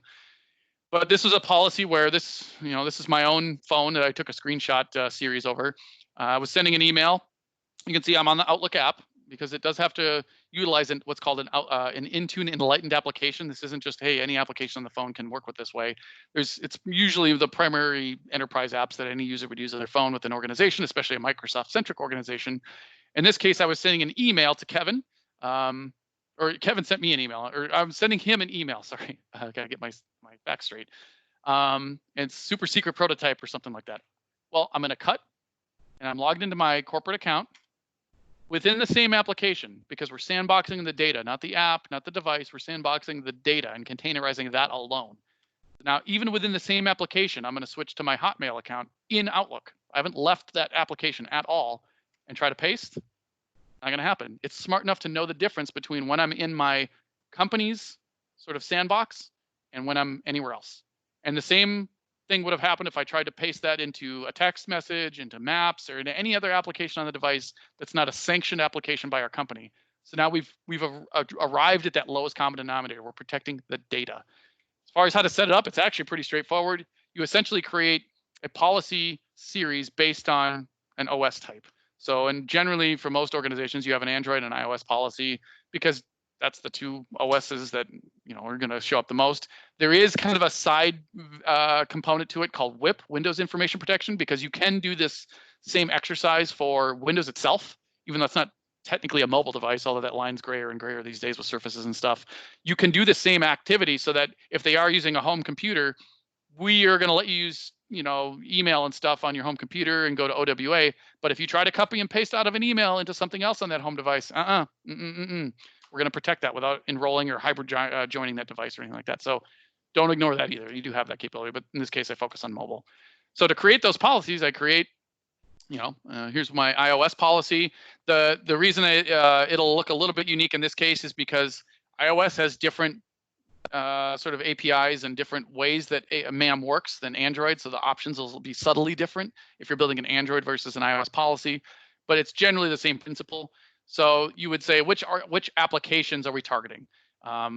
My application list, I'm not always the biggest fan of the UI and the admin portal, but in this case, these are the apps that are available. These are the apps that I chose to apply this policy against. I couldn't show you the full list. As you can see, there's a scroll bar here. So there's quite a bit in here. These are what are called Intune Enlightened or managed applications. So there has to have been some API interaction with Microsoft and that downstream third-party company to make sure Intune has visibility into it in the proper way. So it's not as if you can pick any app in the App Store and say, we're going to apply MAM policy against it just for full disclosure. It tends to be, though, the majority of the enterprise applications. You can see I picked Zoom and some other stuff here that any normal company would presumably use, just not your own in-house stuff. Although you can build through the SDK a way to make it work. So anyway, I chose the most common ones to apply this policy. And then I have a bunch of options as an admin to pick from. So do I want to block the ability for my company's data to be backed up to their iTunes or iCloud account? Now what it's going to do basically is if they back up their phone, which they should be doing, it's going to selectively prevent them from backing up just your corporate data. So it doesn't stop them from backing it up. It just says, no, we're just not going to let you have a back door to our data by backing it up and then having that data stored somewhere else. It's going to know when it performs that backup process to omit our company's data, which is pretty cool. Whether you want it to allow data to go to other apps, this is where you can set those whitelisting policies, basically. One of the ones that we'll see commonly is, well, users want to be able to get an address in an email, click on the hyperlinked address on their phone, and have it automatically populate in Google Maps or Apple Maps. It's just a quality of life thing. So we'll whitelist up to 140 characters for just Google Maps or just Apple Maps, depending on the device, and say, look, we'll let you do that. We'll let you copy and paste out of that, or we'll let it talk to each other, at least up to this character limit. Now, technically, that is security risk of a sort in that somebody could theoretically then copy and paste 140 characters at a time to get the contents of an email out. You got to weigh the risk of that and as an organization decide how comfortable are we. But it's a way to make this a little less punishing for the users if they want to be able to interact with a non-company app in that way. Whether you want them to be able to bring data from other non-sanctioned apps into your apps is controllable. You can restrict, cut, copy, and paste, and that's what I just demonstrated. Whether you want to allow or not third-party keyboards with company data, because that can be its own data exfiltration mechanism. Whether you want to encrypt, I don't know why you would pick anything other than require, but it would encrypt just your company's data on their device, not the whole phone, just your company's data. Whether you want to let them sync contacts, that can be consequential, especially if you have a lot of sales teams in the field. You don't necessarily want them to be able to create that bridge from their Outlook contacts into their personal contacts on the device or their Apple contacts or whatever, because now if they leave, they could take that with them and use that after they've left the company. So you can use MAM policy to block that activity from happening. They'll still have the contacts integrated on the device, but it's married to Outlook and they can't pull it off of that. Whether you want them to allow to print, I won't go through every setting, but there's quite a bit here. This is where instead of at ActiveSync, you would set your PIN policies. whether you want to let them authenticate with their Face ID and thumbprints and any other mechanisms. ActiveSync is kind of being shelved in many ways, and so this is kind of the new normal that I would highly recommend you standardize around and get rid of ActiveSync to the greatest degree possible. It's kind of old news. Eventually, it'll be sunset anyway as a product. So this is where this kind of stuff happens now. You can set PIN policies, obviously.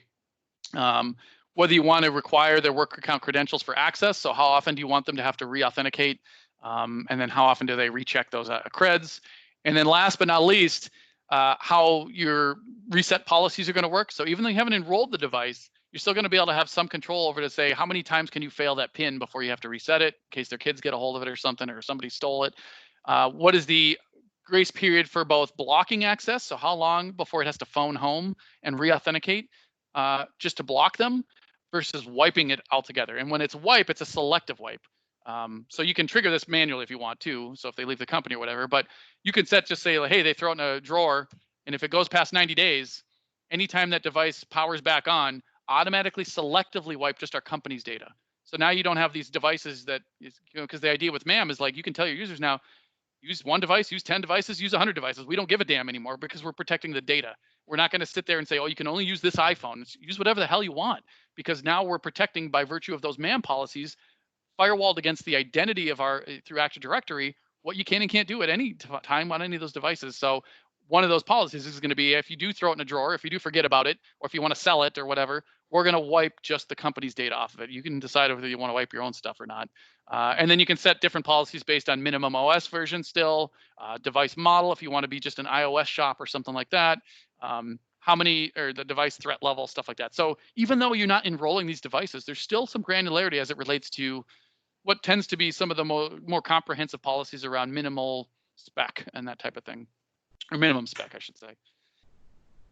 So that's MAM. There's more to it a little bit in rolling it out, but gets you exposed to the concept, hopefully.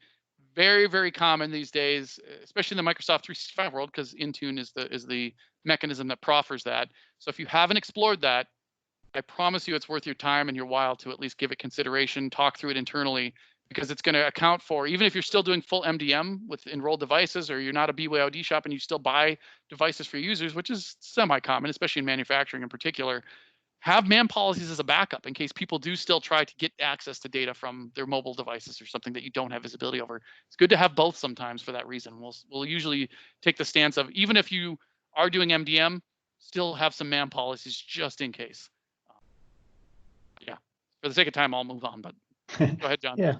Yeah, no, I'll jump in, and for the sake of time, I'm going to take Secure Score from you, and keep kind of going. But yeah, so again, there's a lot of different ways to protect your data inside of SharePoint and on all those different devices. That may or may not be your role in your organization. I know as a SharePoint specialists, we are kind of specialized at times, but at other times we aren't. So just wanted to throw that out there. So the last section, just staying up to date and monitoring your environment. We're just wanting to make sure we introduce a few of the other tools in the toolkit. Again, you may or may not be able to do this completely in your organization, but there are some interesting things here. Like for me, as I hear Chris talk about all the different feature sets, these are some of the interesting ones too, in different ways.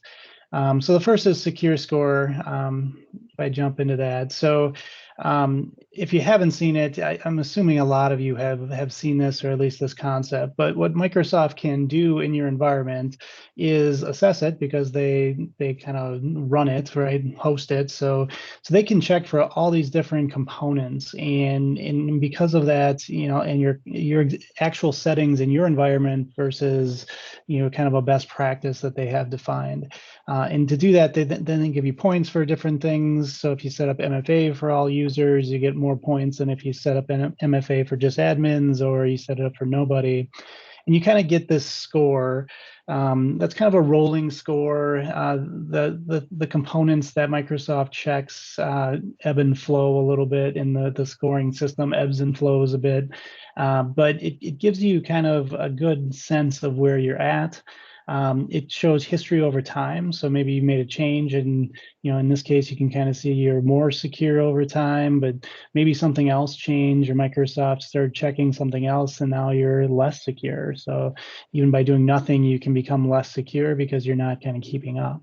What's great about this for me, along with giving you some great advice on exactly what to do, you can kind of compare yourselves against others, tenants in your size or industry components. There's some aspect of that you can kind of compare in your industry, so you can kind of get a collective, how are we compared to others, from a scoring perspective too, because a perfect score is probably not possible. Maybe it is. I'm guessing a secure score, maybe nobody can get in with a perfect score would be my guess. But a perfect score is unreasonable for a majority of organizations. I think you can get up there quite a bit, but a lot of us hover in the middle somewhere.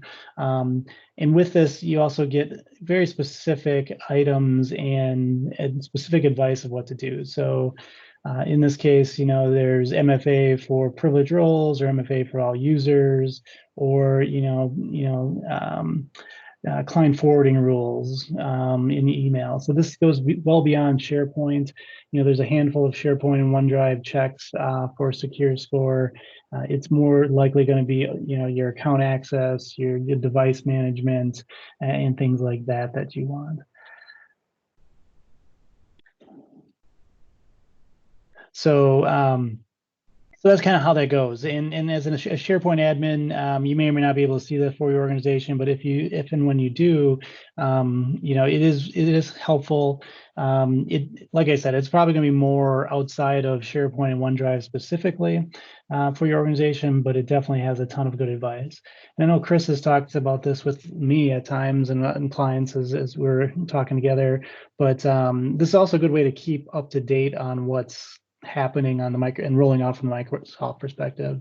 So there's things where, as new features and abilities are made available, your score may drop because you aren't using it yet. And then you can kind of see, oh, I see, they added the ability to do X, Y, or Z that would make my environment more secure. And now I can kind of dig in and understand what I need to do to go do that. So the other thing we don't have in the slides, and we don't have really time to click around, is when you click on these different improvement actions and things like that, it can give you very detailed advice on what change to make. So where would you go change this in your environment, and what would you do? You have the ability to tag it saying, Microsoft 365 isn't covering this, but we're using another tool to do it. So in the case like we were just talking about with mobile application management, maybe you're using AirWatch or something else to do it and not Microsoft 365. You can also kind of tag saying, yeah, no, we're doing that, but just not with the Microsoft 365 tool that is checking this score and creating this score. So a lot of good things. If you haven't seen it, dig in and kind of get aware of it. And then the last thing to talk about before we kind of open up here at the end for just some questions and any other conversation is Azure Sentinel. So this has nothing to do directly with Microsoft 365 or SharePoint, but it is interesting. I found it interesting in my role and in both running an organization in Microsoft 365 and helping clients in Microsoft 365, where this is a SIEM tool for monitoring logs across your entire environment. So you may have an on-prem tool or a different tool in place that's gathering these monitoring logs and server logs from everywhere and throwing it into a centralized system so you can alert and respond and things like that. So that's definitely, doable. A lot of big organizations are doing that. But even as a small organization, or small organizations can take advantage of something like Azure Sentinel, which is a cloud-based version of this, to pull in these logs, and specifically for Microsoft 365, those Microsoft 365 audit logs, and now throw them into and monitor them inside of this Azure Sentinel service. With that, here's the example where for no cost, pulling in the Microsoft Cloud data into Azure Sentinel is part of what's kind of included with Azure Sentinel on its own. If you pull in other cloud services or business applications or on-prem data, you start to pay for Azure Log Analytics data service, things like that. So then there's some costs as you kind of add other storage and other things into the Azure cloud. But really, similar to, in my mind, how Power Automate is kind of a wrapper around Azure Logic Apps, Azure Sentinel is kind of a wrapper of all these Azure services to get to kind of a use case very quickly. That's powerful. So in this case, it's pulling in all of the log information. You can set up for like Office 365, audit logs, log analytics, and then Azure Logic Apps can be used to monitor and respond to different information. And your response may be, hey, send a notification into another system like ServiceNow, which then may send it to actually people in an operations center or something like that. Or, you're just monitoring and going. Another key component of this for this group, I think, is Sentinel has playbooks to do that. So you have a trigger event, and then you want to notify or send stuff here, there, everywhere. It's an Azure Logic app, which for you guys on the call, a lot of you have seen Power Automate, which is another type of Azure Logic app. So your skill set is actually kind of tied very well to being able to help your organization with this. It's all the same concepts of Power Automate and Flow turned onto the security side, saying, hey, when this happens in a log, go do this, go notify something, create a record here, post a message in Teams, do all those things, you can do in Power Automate, and go ahead and go do that from the security perspective. And then Microsoft also has these threat detection templates where they have experts, constantly building, hey, look for this, look for that. So you can kind of use their collective knowledge of the security, worldwide environment to help you say, look for this type of thing. We've seen a lot of people when they start doing with this type of email, phishing email leads to this, that leads to that. And these are some detection templates that you can use to go and find that in your environment, see if you're getting attacked without knowing about it, or a new type of attack. And then ultimately, as breaches happen, if they do, there's also ways to really use it to really investigate, how did it really get in? As Chris mentioned early on, they're going after the data, they're going after admin privileges. The hackers are probably taking a layered approach where they're starting here, then jumping over there, then jumping a different place, because that's the most effective way to get through the system unnoticed. This type of investigation functionality allows you, it can take all of those points of data that are coming from different systems, from their Office products to their email to their SharePoint environment to Azure AD to their device, and really pull it all together to say, it's starting to look like they came in here, got to this user there, that user then went over here and then over there and everywhere. So you really can really dig in really deep. Again, this is probably a little more beyond what a lot of our roles would be day to day, but you can just start to see how all that data pulled in together can help you investigate and figure out what's going on to stop it, block it, protect in the long haul. All right, so it's good. We got about 10 minutes left. So at this point, feel free to come off of mute, jump in. Chris, thank you for your time.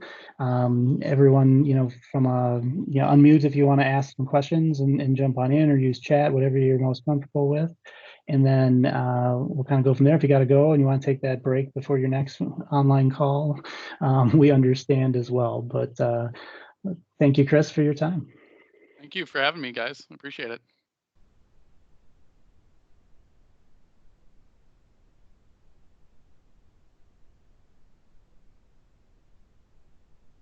All right, and then A question about accessibility. sure. With all the different ways of securing things. I have a screen reader that uses the JAWS protocol to read to me. Are there the capabilities and all the extra additional layers of protection to interact with that?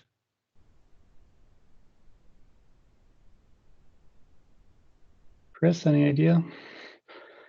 Sorry, I was distracted by the IAM. Can you repeat it one more time? I sincerely apologize. I was looking at the IAM. I should have done that. I got it. He's got a screen reader. So from an accessibility perspective, using screen readers, things like that, how does security interact with those types of? Oh, good. Yeah, sorry.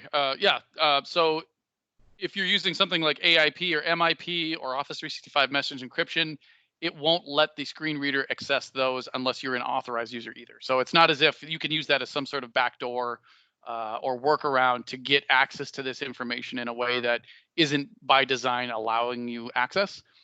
So those screen readers and that sort of thing, if I'm following your question accurately anyway, if that's concerned about an alternative way to get through to those, it will know not to allow that, if that helps.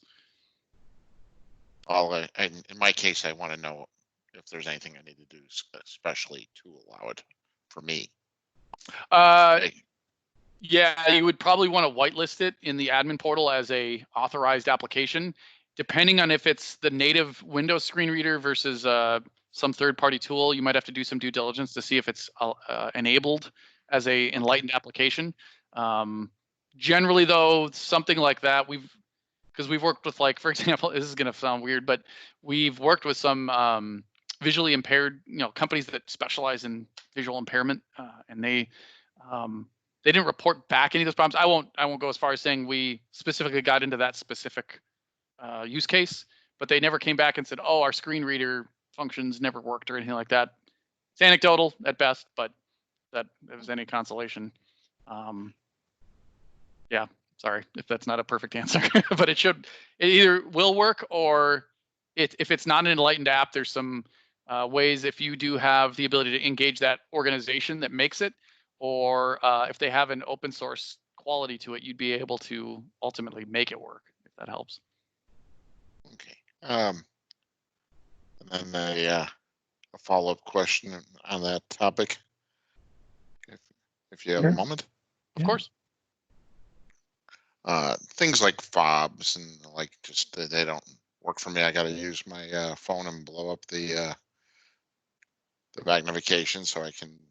So if I have to, when I do MFA, if I need a one-time pass code, I can do that. But I started thinking in general for my colleagues as well, is if you have to get it to work, you're working remotely, and you pick up your phone and the battery is dead and you can't get into your system. I'm thinking of the gizmos that listen in on us all the time. I don't want to mention it by name, otherwise it'll introduce itself. But some backup way of generating a secure code that would be consumable by for authentication. Mm-hmm. I'm thinking both for myself for accessibility, but then some mornings I think I plug the phone in and.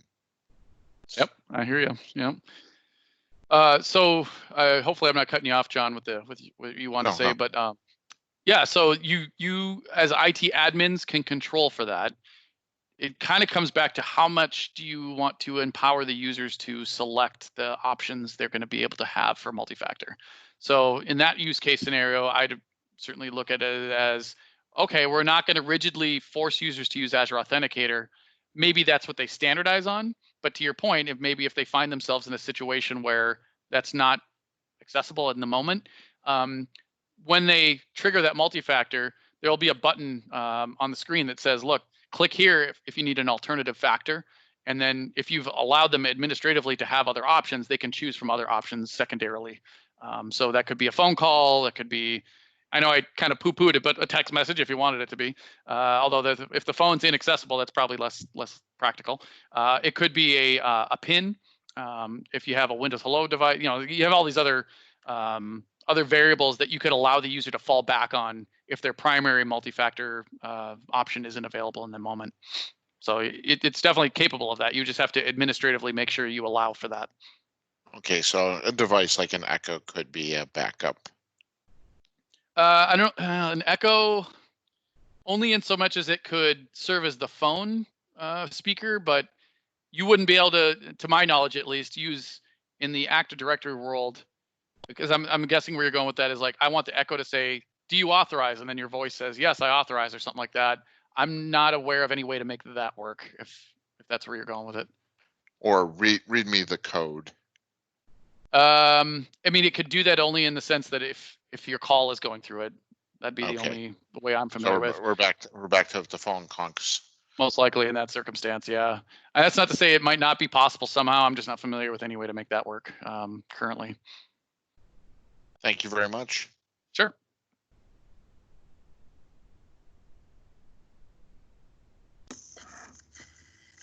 I got a question on licensing for the MIP Sure. products.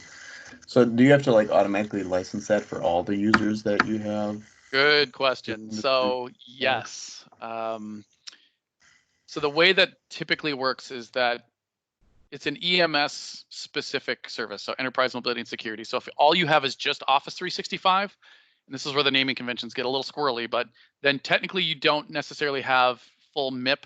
You can do a little bit of it with just Office 365 apps, but it's pretty much firewalled behind that Enterprise Mobility and Security SKU, which if you have Microsoft 365, you own, because that Microsoft 365 is Office 365, EMS, and Windows 10 itself. And so if you have that M365 E3 or E5, you're fully good with MIP or APE for that matter. If it's only Office, then you'd either have to add it a la carte as an individual or independent add-on, or you could add EMS. And the other subtlety to that is, keep in mind that we talked about the difference between E3 and E5, or Plan 1 and Plan 2 with both MIP and APE, is how much do you want to allow the users to select versus leverage DLP to select for them. So E5, obviously, or Plan 2 is the DLP-driven automation. There's some variation to that. So depending on who creates a lot of the data in the company, when you really start to peel back that onion, most companies find that there's only maybe 10 or 15% of the company that's usually creating stuff. Everyone else is consuming it.